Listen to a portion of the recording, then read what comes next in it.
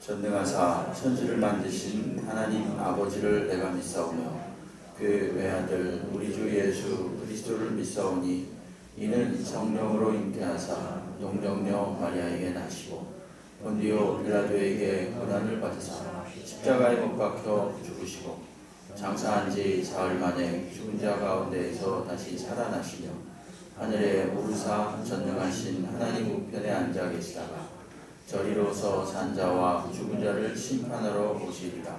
성령을 믿사오며 거룩한 공회와 성도가 서로 교통하는 것과 죄를 사하여 주시는 것과 몸이 다시 사는 것과 영원히 사는 것을 믿사옵나이다. 아멘. 교동문 133번 부활절입니다. 하나님께서 그를 사망의 고통에서 풀어 살리셨으니 우리 주 예수 그리스도로 말미암아 우리에게 승리를 주신 하나님께 감사하노니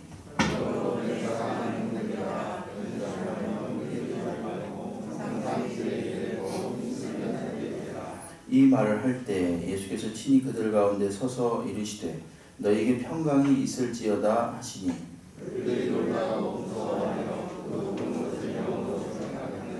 예수께서 이르시되 어찌하여 두려워하며 어찌하여 마음에 의심이 일어나느냐.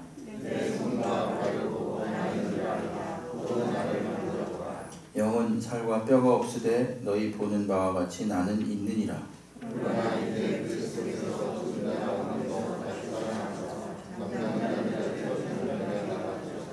예수께서 이르시되 나는 부활이요 생명이니 나를 믿는 자는 죽어도 살겠고 무릇 살아서 나를 믿는 자는 영원히 죽지 아니하리니 이것을 내가 믿느냐.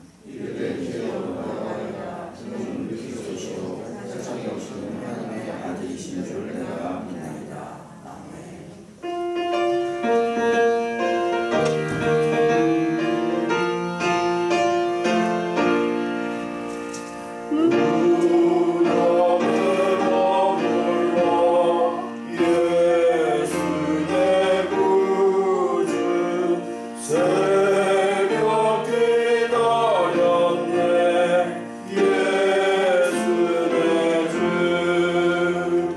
원수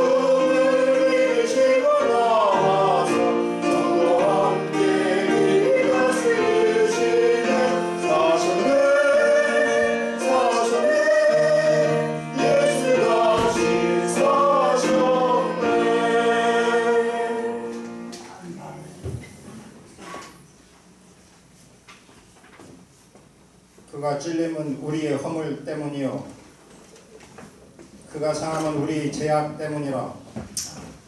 그가 징계를 받음으로 우리는 평화를 누리고 그가 채찍에 맞음으로 우리는 남을 받았도다. 하나님 감사합니다. 우한 태렴 바이러스로 그간 교회에서 예배를 드릴 수 없었는데 지난 주일에 이어 오늘 부활주일에 면목중앙교회에서 성도님들과 함께 부활절 감사 예배를 드릴 수 있게 해주셔서 감사드립니다. 아멘. 하나님 아버지, 코로나19 물리쳐 주옵소서. 하루빨리 백신과 치료약이 개발되어서 코로나19를 예방하고 치료하옵소서. 그러므로 우리 성도님들, 국민들 일상을 되찾게 하옵소서. 이 믿음을 굳게 갖고 하루하루 전진하게 하옵소서. 하나님, 이번 주 수요일 4월 15일은 나라 일꾼을 뽑는 날입니다. 하나님을 두려워하는 후보, 이 땅의 갈등을 풀며 공정과 정의를 세울 수 있는 선량을 선출하여 주옵소서. 뽑힌 일꾼들이 공의를 세우고 갈등을 풀며 경제를 살리고 코로나19 극복에 앞장서게 하옵소서. 올해 우리 교회표 성령 안에서 범사에 하나님을 인정하는 교회의원이 은혜 내려 주옵소서.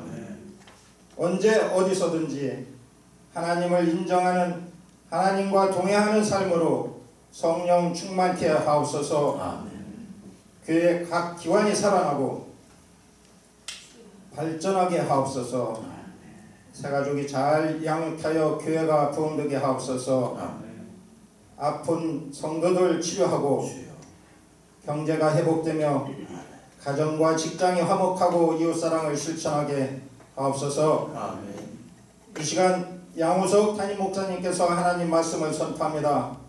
우리 목사님 영육간에 더욱 강건케 하시고 올해의 목양 계획이 잘 실현되게 하옵소서.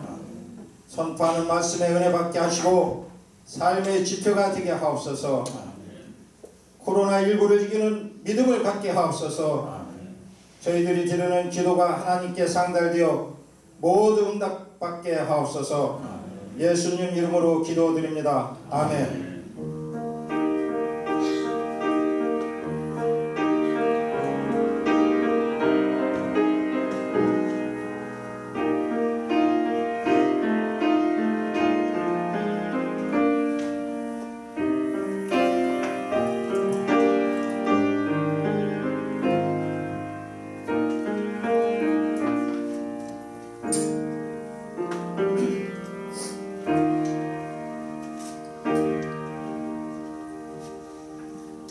감사합니다. 하나님 말씀은 로마서 6장 1절로 11절입니다. 로마서 6장 1절로 11절, 구약성경 246페이지, 신약성경 246페이지에 있습니다. 제가 받들어 읽겠습니다. 신약성경 246쪽, 로마서 6장 1절로 11절, 제가 받들어 읽겠습니다. 그런즉 우리가 무슨 말을 하리요? 은혜를 더하게 하려고 죄에 거하겠느냐? 그럴 수 없느니라. 죄에 대하여 죽은 우리가 어찌 그 가운데 더 살리요? 무릇 그리스도 예수와 합하여 세례를 받은 우리는 그의 죽으심과 합하여 세례를 받은 줄을 알지 못하느냐? 그러므로 우리가 그의 죽으심과 합하여 세례를 받음으로 그와 함께 장사되었나니 이는 아버지의 영광으로 말미암아 그리스도를 죽은 자 가운데서 살리심과 같이 우리로 또한 새 생명 가운데 행하게 하려 함이라. 만일 우리가 그의 죽으심과 같은 모양으로 연합한 자가 되었으면 또한 그의 부활과 같은 모양으로 연합한 자도 되리라. 우리가 알거니와 우리의 옛 사람이 예수와 함께 십자가에 못 박힌 것은 죄의 몸이 죽어 다시는 우리가 죄에게 종노릇하지 아니하려 함이니 이는 죽은 자가 죄에서 벗어나 의롭다 하심을 얻었습니다. 만일 우리가 그리스도와 함께 죽었으면 또한 그와 함께 살 줄을 믿노니 이는 그리스도께서 죽은 자 가운데서 살아나셨음에 다시 죽지 아니하시고 사망이 다시 그를 주장하지 못할 줄을 알미로다. 그가 죽으심은 죄에 대하여 단번에 죽으심이요 그가 살아계심은 하나님께 대하여 살아계심이니 이와 같이 너희도 너희 자신을 죄에 대하여는 죽은 자요 그리스도 예수 안에서 하나님께 대하여는 살아있는 자로 여길지어다. 이 시간 영상으로 찬양 보시겠습니다.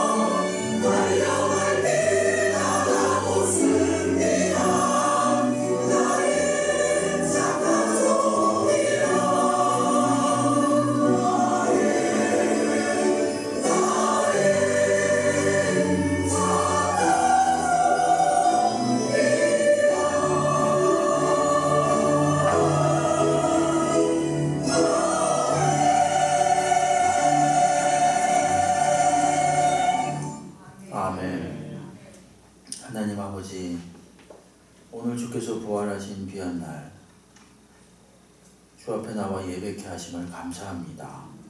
부활의 기쁨과 소망을 가지고 주 앞에 예배드리오니 영광을 받아 주시옵소서. 정말 이 귀한 찬송의 내용처럼 착한 종이 되어 훗날 어서 내게로 오라고 우리 주님께 환영받는 주의 종들이 되게 하여 주시옵소서. 수고하고 힘썼노라고 등을 토닥여 주시는 예수 그리스도를 우리가 면대면으로 만날 날이 오게 하여 주시옵소서. 오늘도 기쁨으로 주 앞에 예배드리게 하시고 온전히 하나님께 집중하며 우리 주님께만 영광이 되는 귀한 시간 되게 해 주시옵소서. 성령께서 이 시간도 친히 인도하시고 부족한 종을 써 주시옵소서. 예수님의 이름으로 기도하옵나이다. 아멘. 할렐루야. 예, 오늘 예배에 참석하신 성도님들, 주님께서 주시는 이 부활의 기쁨과 소망으로 넘치시기를 주님의 이름으로 축복합니다. 예, 우리가 오늘 부활절인데요. 부활절 매스컴에서 다 선전해 줬습니다. 오늘이 분명히 부활절이라고 예수 안 믿는 사람도 다 알아요. 그렇죠? 참 놀라운 섭리 아닙니까? 주님께서 죽었다가 다시 살아나신 날, 부활절. 그리고 특별히 우리가 지금 코로나 때문에 뚝뚝 떨어져서 이렇게 거리를 유지하고 최선을 다해서 지키고 있습니다. 답답하시더라도 마스크도 착용해 주시고, 그리고 중간에 벗지 마시고, 그래서 집중해 주시기를 다시 한번 부탁을 드리겠습니다. 로마서 6장 1절로 11절 부활의 삶, 이런 제목으로 함께 은혜를 나누겠습니다. 부활이라는 것은 그야말로 죽었다가 다시 살아나는 것입니다. 예수님의 부활을 믿을 때 그것은 곧 그분이 죽음을 이기신 하나님이심을 믿는 것이다, 이렇게 분명히 말할 수 있습니다. 그래서 로마서 1장 4절은 뭐라 그러냐 하면, 하나님의 도우심을, 로마서 1장 4절입니다. 예수는 죽은 자들 가운데서 부활하사 능력으로 하나님의 아들로 선포되셨다, 이렇게 말합니다. 로마서 1장 4절 한번 보실까요? 오늘 6장이니까 1장 4절 보시죠. 예수께서 하나님 되심을 이렇게 표현합니다. 성경의 영으로는 죽은 자들 가운데서 부활하사 능력으로 하나님의 아들로 선포되셨으니 곧 우리 주 예수 그리스도시니라. 예수님께서 하나님이심을 여러 가지로 물론 증명하지만 아주 가장 확실하고 분명한 증거는 예수님이 죽음을 이기시고 다시 살아나셨다는 것입니다. 부활하신 예수님, 그분은 곧 하나님이시다, 그것을 아주 어미롭게 선포하고 있는 것입니다. 여러분, 이 부활의 안목으로 예수님의 행적을 보십시오. 지난주에 종려주일 하면서 말씀드렸죠. 역사를 볼 때 부활의 기준을 가지고 보라 그랬습니다. 부활의 안목을 가지고. 자, 그럼 부활의 안목으로 예수님이 행한 일을 한번 이렇게 돌이켜 보십시오. 예수님이 이 땅에 인간으로 오신 것, 예수님이 이 땅에 인간으로서 고난받으신 것, 그리고 많은 병자들을 고치신 것, 그리고 어떤 때는 화내신 것, 그리고 어떤 때는 부드럽게 그들을 고치시면서 눈물 흘리신 것, 이런 거 다 누가 한 겁니까? 하나님이 하신 거예요. 하나님. 아, 예수께서 죽으셨다 부활하신 하나님이시구나 라는 안목을 가지고 다시 예수님의 행적을 보면 모두가 다 보이지 않는 하나님이 보이는 형상으로 오신 분이 바로 예수님이신데, 그 하나님이 우리 가운데 오셔서 어떤 때는 화내시고, 어떤 때는 부드럽게 치유하시고, 어떤 때는 불쌍히 여기셔서 눈물 흘리시고, 이런 거 다 누가 하신 거예요? 하나님이 하신 것입니다. 그러니까 부활의 안목을 가지고 볼 때 분명히 예수께서 하나님이라는 사실이 잘 나타나는 것입니다. 로마서를 썼던, 오늘 이 로마서 우리가 본문을 보는데 로마서를 쓴 사도 바울, 그분이 평생 전했던 내용은 바로 무엇이었는가? 예수님의 부활이었습니다. 여러분, 예수님의 부활이 없으면 우리가 매주 하나님께 예배 드리겠습니까? 예수님의 부활을 믿지도 않는데 나와서 예배를 드린다? 있을 수 없는 일이죠. 그렇죠? 바로 저와 여러분이 바로 그 부활의 증거가 되는 사람들입니다. 바울도 평생 이 부활을 전했고 구약의 선지자들도 마찬가지입니다. 사도행전 26장 22절로 23절 말씀을 보시게 되면 이 아그리빠 왕 그 다음에 베스토 총독 앞에서 사도 바울이 이렇게 말합니다. 하나님의 도우심을 받아 내가 오늘까지 서서 높고 낮은 사람 앞에서 증언하는 것은 선지자들과 모세가 반드시 되리라고 말한 것밖에 없으니 곧 그리스도가 고난을 받으실 것과 죽은 자 가운데서 먼저 다시 살아나사 이스라엘 백성들에게 빛을 전하시라 함이니라 하니라. 아멘. 사도 바울이 아그리빠 왕과 베스토 총독 앞에서 전했던 내용이 뭐냐 하면 줄여서 말씀드리면 제가 지금 예수님의 부활을 전하고 있는데 이 예수님의 부활이 새삼스러운 게 아닙니다. 이미 옛날에 구약의 모든 선지자들과 모세가 전했던 내용을 저는 다시 한번 전하고 있을 뿐입니다. 이렇게 지금 말하는 거예요. 자, 다시 한번 띄워봐 주시겠습니까? 사도행전 26장 22절로 23절 말씀 보시게 되면 여기 보시게 되면요. 저기 보면 하나님이 도우심을 받아 내가 오늘까지도 높고 낮은 사람 앞에서 증언하는 것을 누가? 선지자들과 모세가 반드시 되리라고 말한 것밖에 없다 그랬지요. 사도 바울은 뭘 전한다는 거냐면 지금 부활을 전하고 있는데 이 부활은 저 셋째 줄에 보시게 되면 선지자들과 모세가 반드시 되리라고 말한 그 내용이라는 것입니다. 내가 지금 부활을 말하는 게 절대로 새삼스러운 게 아니라는 것입니다. 놀랍죠? 네? 여기서 선지자들 중에 누가 있겠습니까? 다윗이 선지자 중에 있습니다. 여러분, 다윗은 왕이고 군인이고 목동이고 뭐 골리앗을 쳐부신 그런 훌륭한 사람인 줄 알고 있는데 선지자다? 이 말은 아마 조금 나서실 거예요. 그렇지만 분명히 성경은 다윗이 선지자라고 말하고 있습니다. 제사장이 죄를 가지고 하나님께 가는 사람이라면 선지자는 하나님의 말씀을 가지고 백성들에게 가는 사람이 선지자입니다. 그런 의미에서 다윗도 선지자라는 것입니다. 이것은 사도행전 2장에 분명히 나와 있는데 사도행전 2장 29절로 32절에서 이 베드로가 말이죠. 오순절날 성령 강림 사건으로 사람들이 막 방언을 말하니까 사람들이 놀랬지요. 네? 놀래니까 그들 앞에서 이렇게 말하는 것입니다. 형제들아, 내가 조상 다윗에 대하여 담대히 말할 수 있노니, 그렇게 말하죠. 베드로가 지금 저거 말하는 것입니다.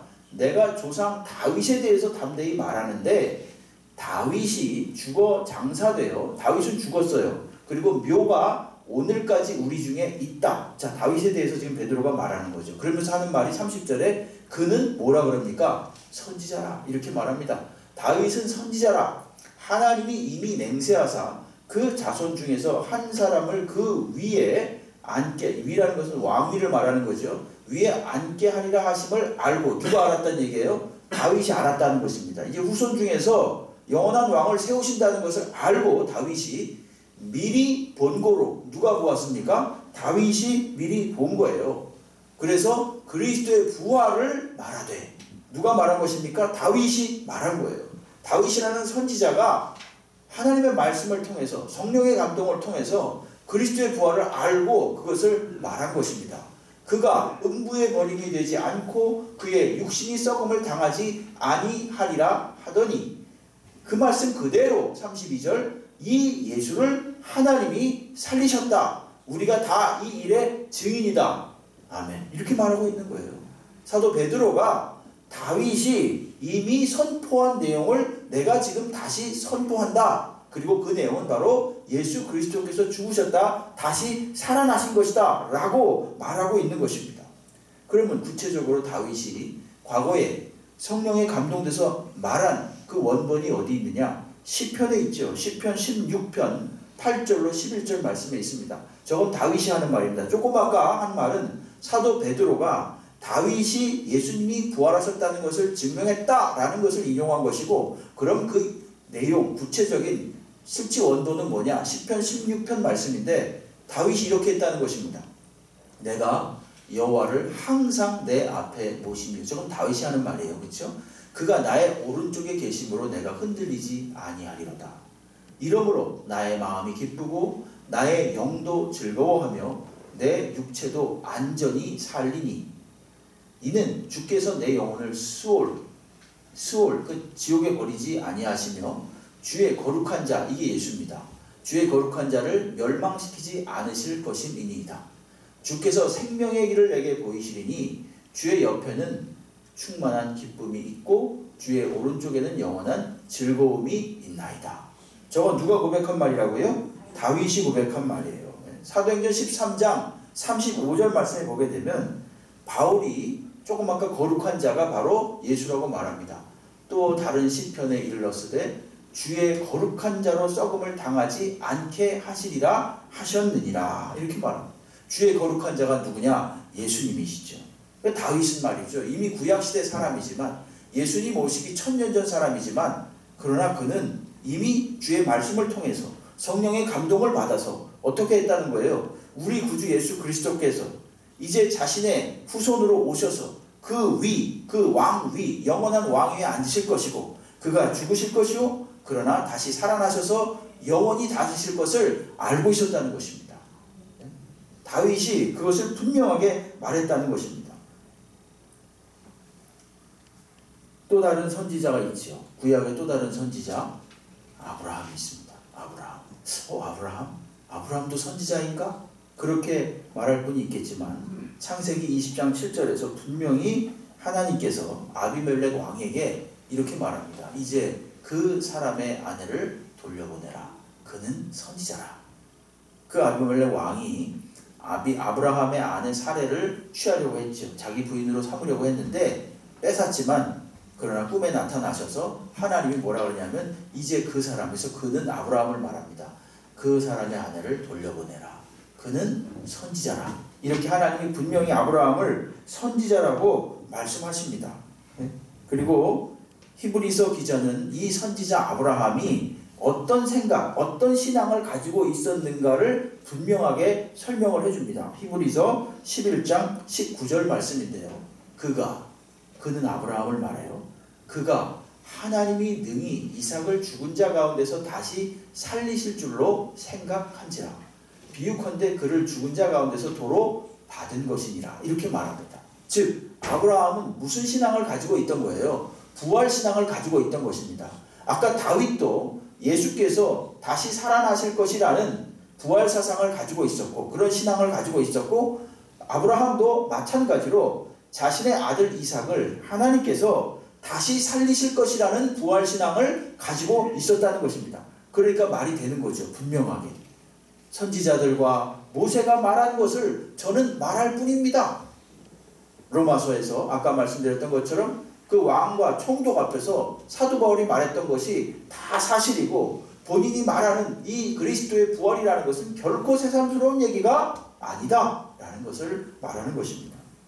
아브라함이나 다윗이나 베드로나 바울이나 이 모든 분들이 믿음으로 살고 믿음으로 죽을 수 있었던 이유는 바로 무엇인가? 그들의 마음속에 가지고 있었던 부활 신앙 때문이었습니다.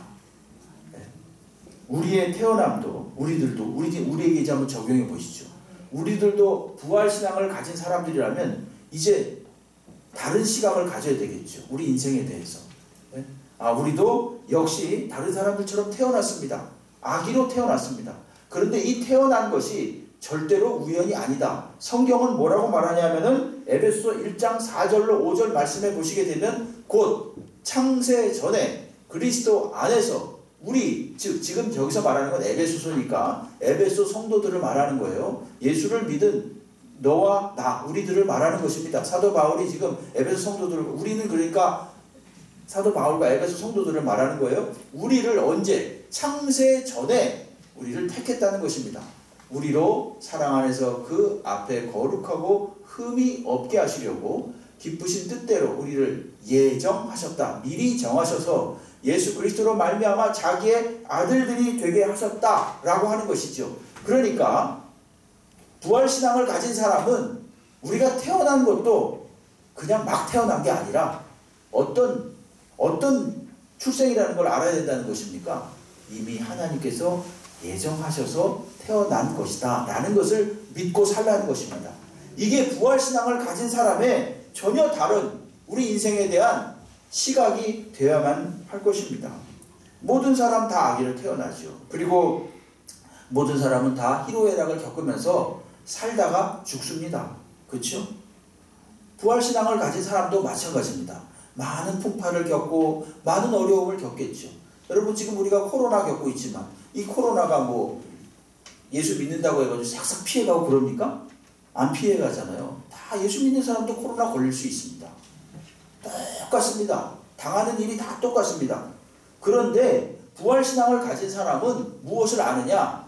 아, 내가 태어난 것도 절대 우연이 아니고 내가 오늘 사는 것도 우연이 아니고 그리고 오늘 내가 만나는 모든 일들도 다 우연이 아니다 라는 것을 안다는 거죠. 아브라함이 그랬던 것처럼 다윗이 그랬던 것처럼 사도 바울이나 베드로가 그랬던 것처럼 그들은 부활신앙을 가지고 그들이 사는 것과 그들이 죽는 것이 전부 다 누구 안에 있다? 하나님의 계획 속에 있다는 것을 분명히 알고 살았기 때문에 그들은 의연하게 살 수가 있었던 것입니다. 오늘 우리들도 마찬가지입니다. 세상의 안목으로 본다면 모든 사람들이 죽으면 다 끝난다 이렇게 보지만 그러나 부활신앙을 가진 우리의 안목으로 본다면 새로운 시야로 본다면 이것은 뭡니까? 영원한 삶을 향한 시작이라는 것입니다. 육신의 죽음이라는 것은 육신의 생이 다하는 날 우리는 영원한 하나님 나라에 입성하는 것임을 우리는 알게 됩니다. 그리고 또한 부활신앙을 가지고 오늘 하루하루 한순간 한순간을 맞이할 때마다 그것은 절대로 우연이 아니고 영원부터 계획해 놓으신 즉 영원에 입되어 사는 삶이라는 것을 우리가 알게 되는 것입니다. 부활의 삶을 사는 사람들은 이처럼 새로운 안목을 가진 사람들입니다. 저와 여러분이 좀 더 여유를 가지고 좀 더 의연하게 좀 더 긴 안목에서 부활의 관점에서 부활신앙의 이런 관점에서 오늘 모든 만나는 일들을 해석하고 대처할 수 있는 믿음의 사람들이 되시기를 주님의 이름으로 축원합니다. 여러분 찬송가 중에 내 주여 뜻대로 행하시옵소서 아시죠? 내 주여 뜻대로 행하시옵소서. 여러분 그 찬송가 배경을 아십니까? 그게 1700년대에 독일의 목사님 슈몰츠라는 목사님이 쓰신 건데요. 그때도 전염병이 돌았대요. 전염병이 돌아서 그분이 아내와 함께 사모님하고 함께 이 신방을 하고 왔죠. 왔는데 무슨 일이 발생했습니까? 그 집이 다 타버렸습니다. 그리고 더 비참한 것은 두 아들도 같이 타 죽었습니다. 네. 그리고 그가 망연자실해서 넋을 놓고 있다가 쓴 곡이 바로 내 주여 뜻대로 행하시옵소서. 네. 여러분 우리가 이건 기쁜 일을 당했을 때도 마찬가지입니다. 슬픈 일을 당했을 때 물론이고 기쁜 일을 당했을 때도 모든 게 다 부활의 신앙을 가진 사람은 거기서 끝이 아닙니다. 절대 거기서 끝이 아니라 영원한 하나님의 계획 속에 내가 있고 나는 영원히 하나님과 더불어 살 것이라는 믿음을 가지고 사는 것입니다. 네. 얼마나 우리가 좀 더 좀 여유를 가지고 사는 이 부활신앙이 기초가 됩니까? 세상과 다른 안목을 가지고 좀 살았으면 좋겠습니다. 부활신앙을 믿는다면 첫째로 바로 이러한 세상과 다른 안목을 가지고 사는 것이고 둘째로 이 부활신앙의 삶이라는 것은 뭐냐 하면은 예수님과 연합한 삶입니다. 오늘 본문은 이것을 세례를 가지고 설명을 합니다. 3절을 보십시오. 6장 3절에 보게 되면 세례는 예수님과 연합하여 죽는 것이다 이렇게 말하죠. 무릇 그리스도 예수와 합하여 세례를 받은 우리는 그의 죽으심과 합하여 세례를 받은 줄을 알지 못하느냐 이렇게 말하죠. 그러니까 세례 예수님과 합해서 죽는 것이다. 세례는 4절에서는 세례는 예수님과 연합해서 다시 사는 거라고 말합니다. 4절 보세요. 그러므로 우리가 그의 죽으심과 합하여 세례를 받음으로 그와 함께 장사되었나니 이는 아버지의 영광으로 말미암아 그리스도를 죽은 자 가운데서 살리신 것 같이 우리로 또한 새 생명 가운데서 행하게 하려 함이라 이렇게 말합니다. 세례라는 것은 그리스도와 연합하는 것인데 그리스도와 함께 죽고 그리스도와 함께 사는 것이 세례라는 것입니다. 예수님은 사망의 권세를 이기셨습니다. 그렇기 때문에 사망 속에 거하실 분이 절대로 아니지요. 그러면 우리가 조금 아까 말씀드린 대로 부활의 삶이라는 것은 예수님과 연합한 삶이라 그랬는데, 예수님과 연합한 성도는 어떻습니까? 예수님이 사망에 거하지 아니하므로 역시 예수님과 연합한 성도는 사망에 거할 수가 없는 겁니다. 그것이 바로 예수님과 연합한 사람의 특징입니다. 5절을 보세요. 만일 우리가 그의 죽으심과 같은 모양으로 연합한 자가 되었으면 또한 그의 부활과 같은 모양으로 연합한 자도 되리라, 이렇게 말하고 있습니다. 놀랍지요? 그렇죠? 우리가 그와 함께 죽었으면 또한 그와 함께 산다는 것이죠.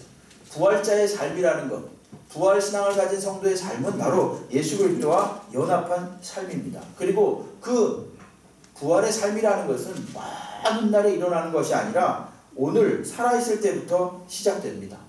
성도는 예수님이 십자가에 못 박히실 때 그 정과 욕심을 함께 십자가에 못 박은 사람입니다. 그래서 더 이상 죄에 매여서 종노릇하지 않고 살게 됩니다. 6절 말씀을 보십시오.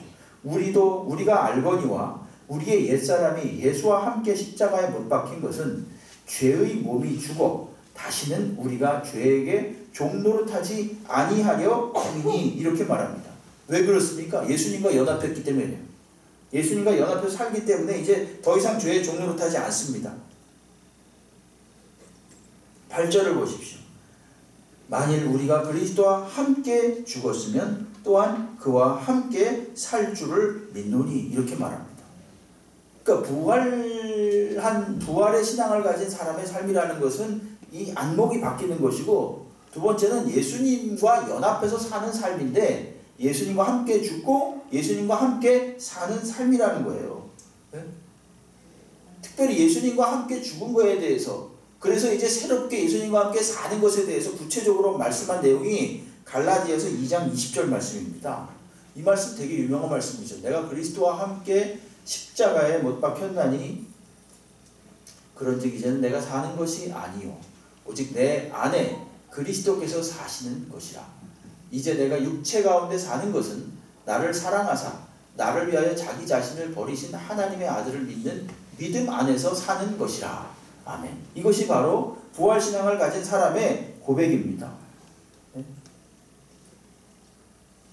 전에는 남을 미워하고 판단하고 정죄하고 죄를 짓는 것이 매우 당연스럽고 자연스럽고 당연한 일로 여겼지만, 이제 예수 안에 내가 거하기 때문에, 또 예수님이 내 안에 거하시기 때문에 그런 것들이 어떻게 되는 겁니까? 어색하고 옳지 않다고 마음속에서 계속 도전이 일어나는 거죠. 여러분, 예수와 연합한 삶이라는 것은 뭐냐 하면은 결국은 큰 틀이 바뀌는 겁니다. 우리가 무슨 완전 무결한 사람이 된다, 물론 그렇게 되면 좋겠지만 이 땅에 사는 동안은 그렇게 될 수 없습니다. 중요한 것은 뭐예요? 큰 틀이 바뀌는 거예요. 큰 틀이 어떻게? 하나님을 향한 쪽으로 바뀌는 것입니다. 인간을 향한 쪽, 나의 육신의 욕망을 위한 쪽으로 살다가 이제는 하나님 쪽으로 가는 거예요. 예수와 함께 연합한 삶, 그것은 앞에 여기 보십시오. 5장 21절 말씀을 보십시오. 5장 21절. 이는 죄가 사망 안에서 왕노릇한 것 같이 은혜도 또한 의로 말미암아 왕노릇하여 우리 주 예수 그리스도로 말미암아 영생에 이르려 함이라, 이렇게 말합니다. 다시 말해서 예수와 연합한 삶이라는 것은 또 다르게 표현한다면 은혜 속에서 사는 삶을 말해요. 하나님의 은혜 속에서 사는 거예요. 21절을 다시 한번 보십시오. 죄가 사망 안에서 왕노릇한 것 같이 이제 은혜도 또한 의로 말미암아 내 안에서 왕노릇할 것이다, 이런 말씀이에요. 이제는 죄 가운데 사는 것이 아니라 은혜 속에서 산다라는 것이죠. 그래서 죄를 지어도 우리가 주 앞에 회개하고 주 앞에 또한 용서받고 또 주님께 나가는 거예요. 여러분, 옛날에 영화 중에, 재밌는 영화 중에 투캅스라는 영화가 있었는데 거기 혹시 보셨습니까? 거기 그 배우가 나오는데 두 형사가 나와요. 두 형사가 나오는데 이 사람들이 굉장히 비리 형사예요. 굉장히. 그래가지고 뭐 하여간 온갖 나쁜 짓을 다 해가지고 뒤로 이렇게 뇌물도 받고 막 이런 거 다 하다가 또 교회를 다니네. 예, 교회를 와가지고 또 막 눈물을 흘리면서 막 회개를 해요. 막 주여 회개하다가 그 다음에 월요일부터 또 다시 죄를 짓고 삽니다. 그래서 어떤 사람들이 그렇게 말을 해요. 그리스도인은 누군가 토요일에 죄 짓고 일요일에 회개하고 월요일에 다시 죄 짓는 사람이다. 이런 말을 해요. 우스갯소리로. 희화한 거죠. 사실 희화화한 거죠. 사실은 그 말이 맞습니다. 솔직하게 말하면. 맞기도 하고 틀리기도 하죠. 사실은. 그러나 오해하지 말 게 뭐냐면은 주님이 은혜를 베푸시니까 나는 죄를 지어도 돼. 이렇게 생각하면 안 된다는 것입니다. 여러분 은혜를 말입니다. 은혜를 무슨 지우개처럼 생각하면 안 됩니다. 죄를 지우는 거다. 죄를 태워버리는 소각하는 도구다. 이렇게 은혜를 하나의 물건처럼 취급해서는 안 됩니다. 여러분 은혜라는 것은 하나님과의 관계에서 정립해야 됩니다. 다시 말하면 은혜는 뭐냐면 이제는 하나님의 백성으로 살 수 있는 하늘나라 신분을 가지게 되었다라는 것이 은혜입니다. 다시 말씀드립니다. 은혜는 무슨 지우개나 무슨 도구가 아닙니다. 은혜는 뭐라고요? 이제부터 나는 하나님의 백성으로 살 수 있게 되었다라는 하나님과의 관계 정립이 바로 은혜입니다. 그러니까 조금 아까 그런 사실 약간 그 조롱하는 듯한 이야기가 성립이 안 되는 거예요. 일부 당연히 사람은 불완전하기 때문에 계속 죄를 짓습니다. 솔직하게 말하면. 근데 어떻게 되느냐? 주의 은혜가 내 안에 거하기 시작하면 그 빈도가 계속 줄어드는 거죠. 왜냐? 은혜라는 건 조금 아까 말씀드린 대로 하나님과의 관계라 그랬잖아요. 효도하는 자식이 부모님께 불효하지 않는 것을 어떻게 표현하는 거예요? 부모님의 속을 썩이지 않고 마음 상하지 않게 하는 것처럼 우리도 우리 주님의 은혜 안에 있으면 이제부터 하나님 마음을 상하지 않게 하기 위해서 애를 쓰는 겁니다. 그 은혜를 도구로 사용해가지고 저 죄 지었습니다. 빨리 은혜에 오시옵소서 해가지고 은혜를 이렇게 지워주거나 이런 의미가 아니라는 것입니다. 예?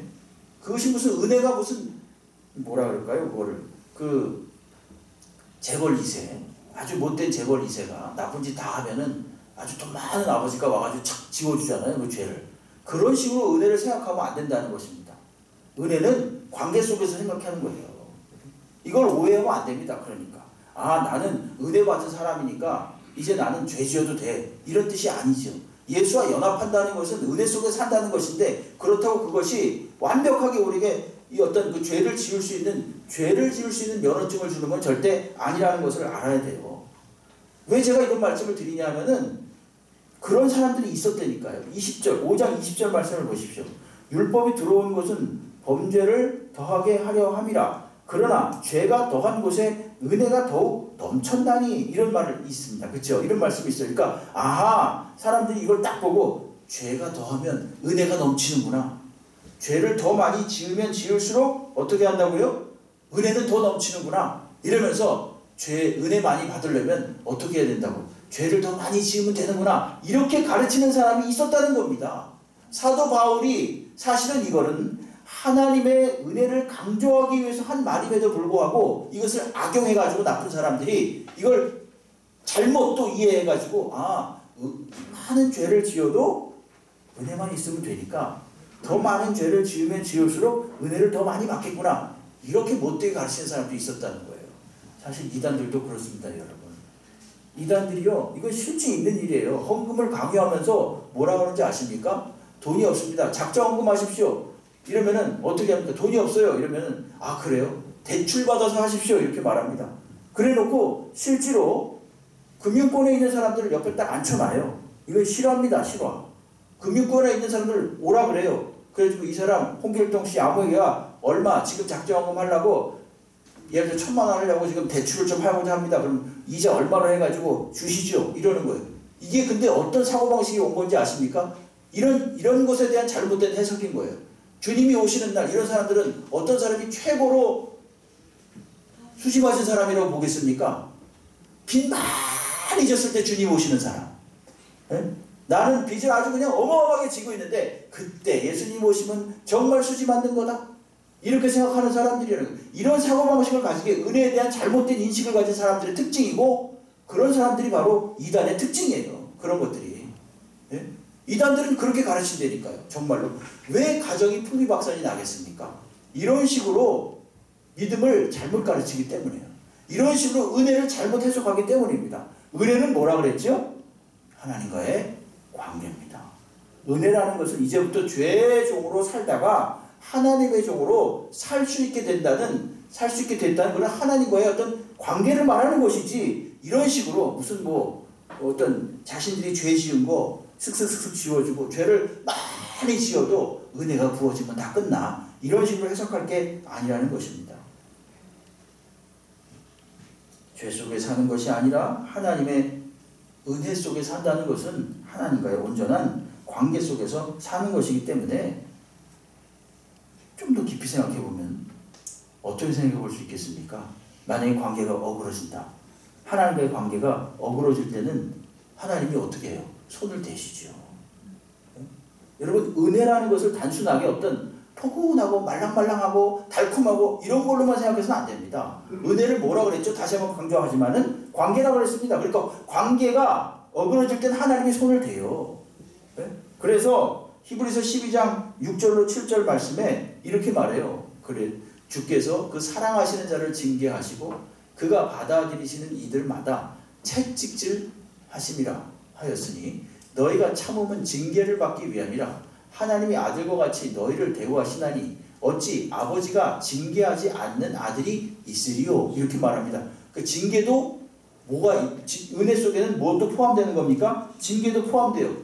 은혜 속에는 더 하나님과의 관계를 돈독하게 하고 하나님께 더 가까이 가도록 하기 위해서 뭐도 포함하고 있느냐면 고난도 포함합니다. 고난도 포함해요. 네?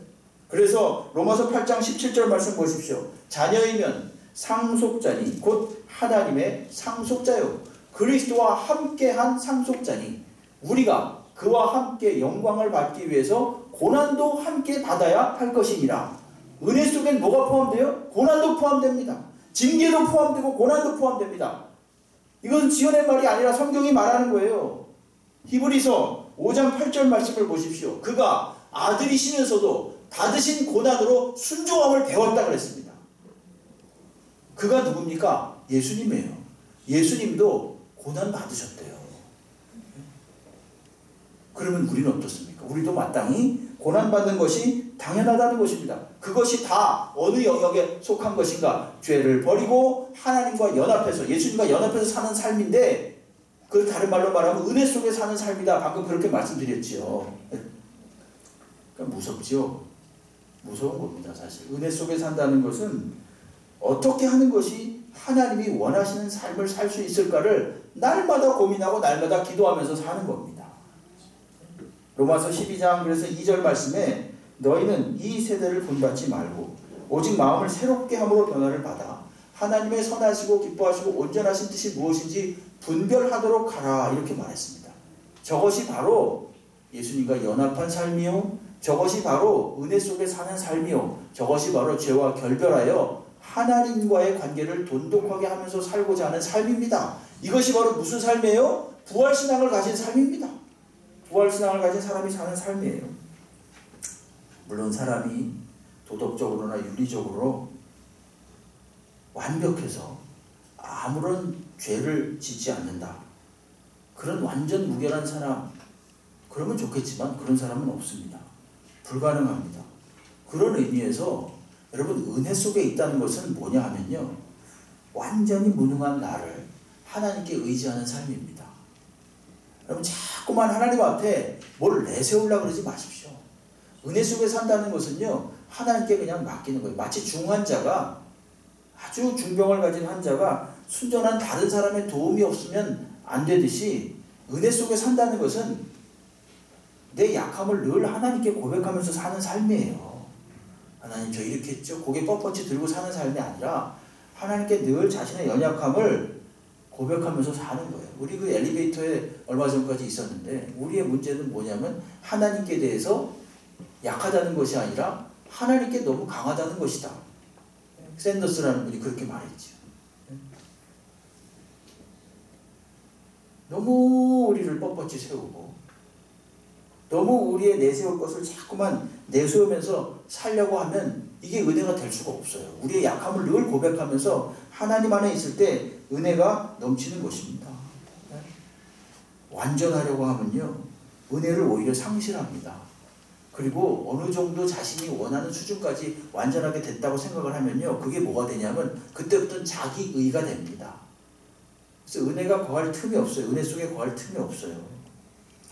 얼마 전에 쭉 이제 성도님들하고 통화를 하다가 어느 집사님하고 통화를 했는데, 지난주부터 우리가 예배를 드렸지 않습니까? 예배를 드리는데 그분이 초등학생 초등학생 그 딸한테 그랬대요. 야, 우리 교회 갈래? 오늘부터 교회 가는 날인데 갈래? 그러니까 그 딸이 그러더래요. 나는 믿음이 없이는 가기 싫어 이러더래요. 그 누구 입에서 나온 말이에요? 초등학생 딸한테 나온 말이에요. 초등학생이 그런 말을. 근데 순간 본인을 점검하게 되더래요. 나는 그동안 믿음을 가지고 하나님께 나갔나?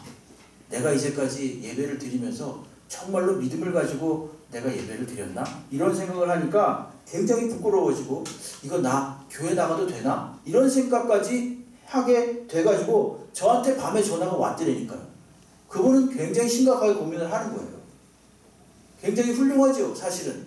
자신의 믿음을 어찌 보면은 이런 기회를 통해서 다시 한번 돌아보게 되고, 뭐가 정말로 본질인지에 대해서 한번 생각해 보게 되는 그런 시간이 된 거예요. 이런 기간들이. 예?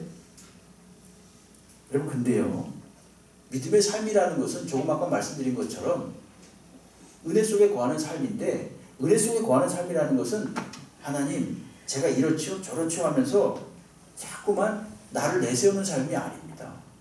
내가 부족해도 그냥 하나님께 나오는 거예요. 네? 그럼 하나님이 어떻게 하시는 거예요? 또 우리를 붙들어 주시는 것입니다. 그러면서 우리의 믿음이 점점 성장해집니다. 성장해 갑니다. 여러분, 이유를 붙이면요, 교회 안 나올 이유는 수백 가지도 없습니다. 어저께 저녁에 술 마셨어. 그러니까 나는 교회 갈 수가 없어. 얼마나 착해요, 그죠? 아우, 나는 담배를 피워. 그러니까 나는 교회 갈 수가 없어. 얼마나 착해요, 그죠? 오늘 아침에 또 부부싸움을 했네. 오늘 딱 교회 가려고 하는데 부부싸움을 해요.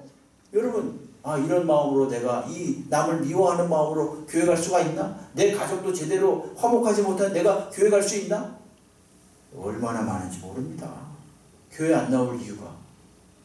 그러면 여러분, 믿음, 은혜 이런 것들이 꼭 하나님 앞에 내세울 게 있어야만 제대로 되는 것이다라고 볼 때, 제대로 믿음 생활하고 제대로 은혜 생활, 은혜 속에 거하는 사람은 아무도 없어요. 근데 그 틈을 마귀가 딱 들어오지요. 봐라, 너 하나 제대로 똑바로 하지 못하면서 무슨 교회를 나가고 무슨 하나님께 기도를 한다 그러냐라고 하면서 마귀가 막 참소합니다. 그럴 때 뭐라 그럽니까? 그래, 나 못났다 이렇게 말하면 됩니다. 그래도 나는 하나님께 간다, 이런 것입니다. 여러분, 완전 무결해가지고 하나님께 나오겠다? 만년이 지나도 못 나옵니다. 절대로 못 나옵니다. 예? 착각이에요. 그리고 어느 정도 내가 자격이 돼서 나왔다라고 하면요, 그건 믿음이 아니라 그냥 자기의입니다. 예? 어쩌면 은혜 속에 거한다는 것, 믿음의 삶을 산다는 것은 자기가 이제까지 기댔던 버팀목들을 다 제거해버리는 거예요. 그리고 오직 하나님만 붙잡는 것입니다. 부활의 삶이라는 건 바로 그런 삶입니다. 예수님과 연합해서 하나님의 은혜 속에서 살면서 날마다 죄를 버리고 날마다 자신의 약함을 고백하고 하나님께 나오는 것입니다. 매일매일 하나님 편을 택하면서 사는 것이고, 그러한 삶이 죄에 대해서 죽고 의에 대해서 사는 삶입니다. 베드로전서 2장 23절로 24절 말씀에 이렇게 말합니다. 예수에 대해서 말씀하시기를, 욕을 당하시되 맞대어 욕하지 아니하시고 고난을 당하시되 위협하지 아니하시고 오직 공의로 심판하시는 이에게 부탁하시며 친히 그 나무에 달려 그 몸으로 우리 죄를 담당하셨으니, 이 말씀 잘 보십시오. 이는 우리로 죄에 대하여 죽고 의에 대하여 살게 하려 하심이라. 이 말씀이 중요합니다. 주께서 왜 고난받으시고 십자가에 못 박혀 죽으셨는가? 그것은 우리로 하여금 이제부터 예수와 연합하여서 은혜 속에 살면서 죄에 대해서 날마다 죽고 의에 대해서 날마다 살도록 하기 위함이라는 것입니다. 이것이 바로 부활신앙을 가진 사람의 삶입니다. 부활의 삶을 오늘 사도 바울이 6장, 오늘 본문이 속한 6장 19절에서 이렇게 요약을 합니다. 잘 보십시오. 6장 19절 말씀 보세요. 너희 육신이 연약함으로 내가 사람의 예대로 말하노니 전에 너희가 너희 지체를 부정과 불법에 내어주어 불법에 이른 것 같이 이제는 너희 지체를 의에게 종으로 내어주어 거룩함에 이르라. 이렇게 말하고 있습니다. 부활신앙을 가진 사람, 그 사람은 날마다 죄에 대해서 죽고 의에 대해서 사는 삶입니다. 날마다 거룩함을 이루면서 자신의 무능함을 하나님께 고백하면서 사는 사람입니다. 정리하겠습니다. 부활의 삶을 사는 사람, 부활신앙을 가지고 사는 사람은요, 언제나 현재 일어나는 사건이나 내가 속한 환경에서 새로운 안목을 가지고 사는 사람들입니다. 새로운 안목. 죽음이 끝이 아니다. 이제 앞으로 나에게 영원한 세계가 있다라는 것을 아는 것이고, 오늘 내가 만나는 이 일이 절대로 끝이 아니다. 이것이 결코 우연이 아니다 라는 사실을 알면서 사는 삶입니다. 이것이 바로 부활신앙을 가진 사람이 새로운 안목을 가지고 사는 내용이죠. 두 번째로 부활의 삶을 사는 사람, 부활신앙을 가지고 사는 사람은요, 조금 아까 말씀드린 대로 예수님과 연합하여서 사는 사람입니다. 그는 예수께서 십자가에 못 박힐 때 역시 그 정과 욕심을 십자가에 못 박은 사람이고, 그래서 더 이상 이제 죄 가운데 거하지 않고 하나님 은혜 가운데서 하나님과의 온전한 인격적인 관계 가운데서 살려고 애쓰는 사람이지요. 그렇기 때문에 비록 못났을지라도 자신의 못남을 인정하고 하나님께 날마다 나오면서 하나님 편을 택하면서 사는 사람이 바로 부활신앙을 사는 사람들입니다. 부활신앙의 안목으로 오늘의 문제를 해결하고, 그리고 부활신앙의 삶으로서 예수님과 연합해서 하나님 은혜 속에서 날마다 죄를 이기고 하나님 편에 서서 살아갈 수 있는 저희들이 되기를 주의 이름으로 축원합니다. 기도하겠습니다. 하나님 아버지, 주께서 사망 권세를 이기시고 다시 사셨습니다. 이제 그 예수를 믿는 저희들도 영광의 부활에 속한 자임을 분명히 믿습니다. 새로운 부활의 안목을 가지고 살게 하시고, 또한 새로운 부활의 삶으로서 예수님과 연합하여 하나님 은혜 안에서 날마다 죄를 버리고 하나님 편을 선택하며 살게 해 주옵소서. 예수님의 이름으로 기도하옵나이다. 아멘.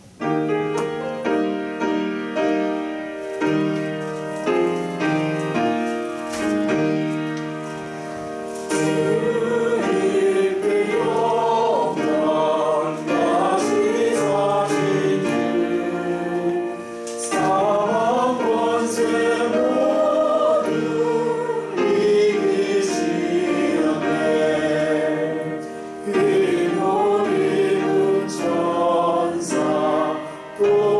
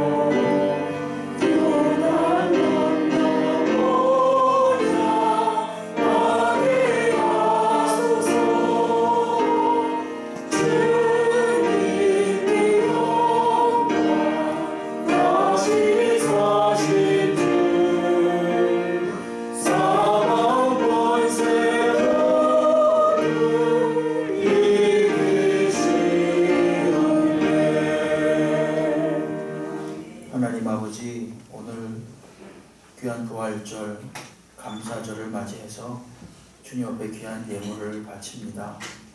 특별히 주님의 부활의 은혜에 감사하며 우리도 부활에 참여할 것을 믿고 하나님께 영광 돌리며 물질을 드립니다. 부활의 소망을 가지고 드리는 모든 손길들마다 은혜 베풀어 주옵시고 그 가정과 사업터에 언제든지 부활의 영광과 기쁨이 넘치게 하여 주시옵소서. 특별히 주님께서 이 어려움 중에도 소득이 있게 하시고 특별히 그 소득 중에 11조는 하나님의 것이라고 말씀하셨사오매 그 말씀에 순종하여 바칩니다.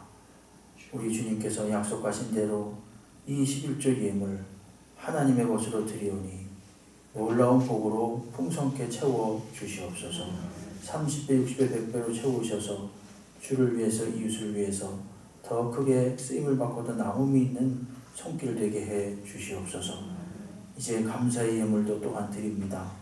하나님, 어렵고 힘든 중이지만 그럼에도 불구하고 우리를 잊게 하시고 우리가 생활할 수 있게 해주시고 우리가 소득을 가질 수 있도록 주님께서 은혜 베푸신 것에 감사해서 감사의 예물을 드립니다. 더 큰 감사가 넘쳐나게 해주시고 범사에 우리가 믿음으로 감사할 수 있는 종들이 되게 하여 주시옵소서. 선교의 예물 주 앞에 또 바칩니다. 하나님, 지금도 전 세계에서 낙도오지 산간벽지에서 악전고토하며 오직 주님만 바라보고 한 생명을 얻기 위해서 애쓰고 있는 귀한 선교사님들과 무명의 전도자들, 이 귀한 예물을 통해서 도움을 있게 하여 주시고 또한 많은 생명의 열매들을 맺힐 수 있도록 인도하여 주시옵소서. 정해진 주정 헌금과 또한 예수 사랑 헌금을 주 앞에 올려드리오니 이 예물을 통해서 어렵고 힘든 분들이 도움을 있게 하시고 그리스도의 사랑을 발견하고 새로운 생명에 이르게 하여 주시옵소서. 하나님, 100가지 제목으로 주님 앞에 올려드린 모든 물질들마다에도 하나님께서 은혜 베풀어 주옵시고 이것이 마치 오병이어 같은 놀라운 기적의 역사의 발판이 될 수 있도록 은혜 베풀어 주시옵소서. 주께서 더 좋은 곳으로 풍성하게 채우실 줄로 믿사오며 예수님의 이름으로 축복하며 기도하옵나이다. 아멘.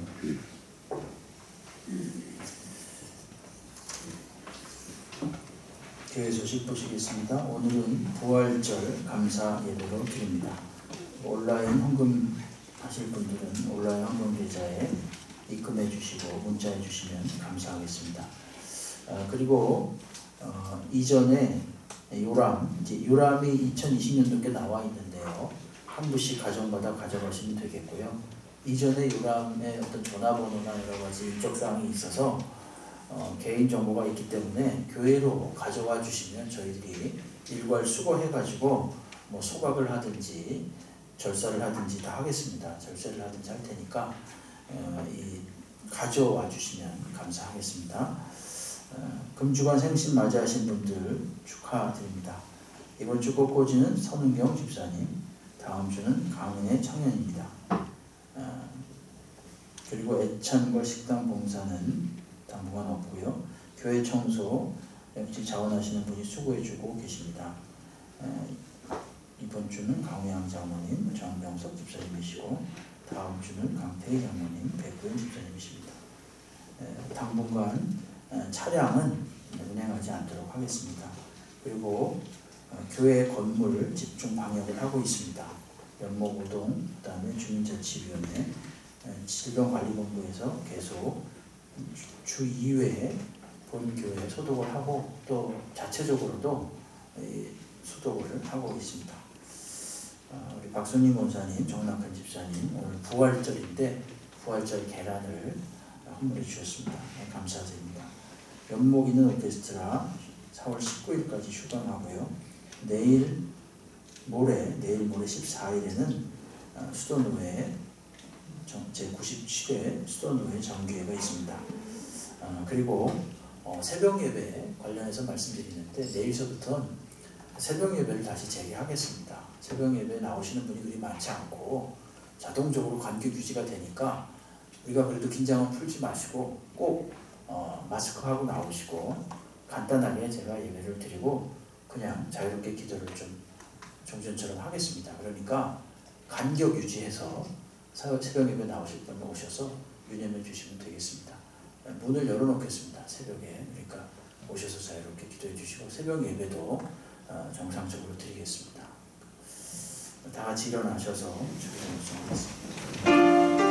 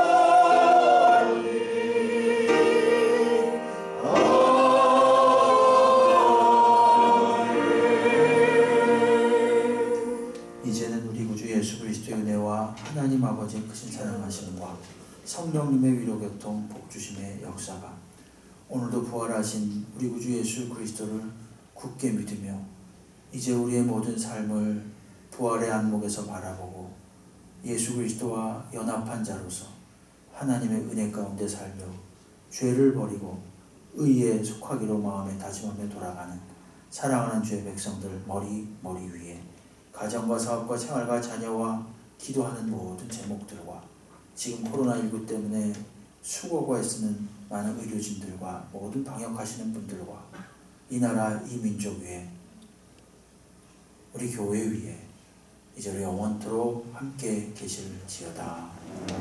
아멘.